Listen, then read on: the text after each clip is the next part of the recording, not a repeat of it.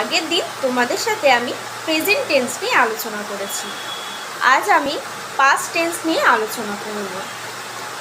Present টেন্সের মতন এই টেন্সের চারটি ভাগ রয়েছে: past indefinite, past continuous, past perfect, past perfect continuous.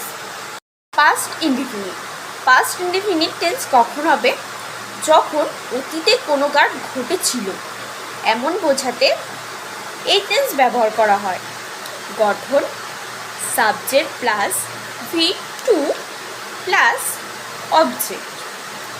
এবার আসছে পাস্ট কন্টিনিউয়াস টেন্স।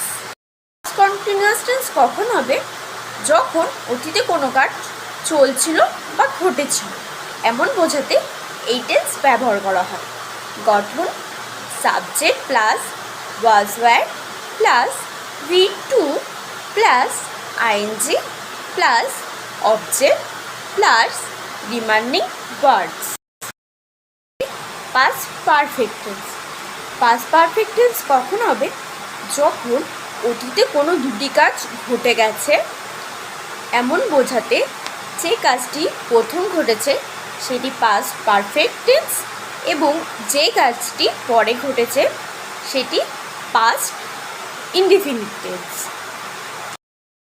গঠন: subject plus had plus V3 plus object plus before by after plus past indefinite tense. এবার সবার শেষে আসছে past perfect continuous tense. Past perfect continuous tense কখন হবে? যখন অতীতে কোনো কাজ ঘটেছে বা ঘটেছিল এবং অপর একটি কাজ তাতে ব্যাঘাত ঘটায় এমন বোঝাতে যে কাজটি প্রথম হয়েছিল সেটি পাস্ট পারফেক্ট টেন্স এবং অপর কাজটি পাস্ট ইনডিফিনিট অথবা পাস্ট কন্টিনিউয়াস টেন্স হবে।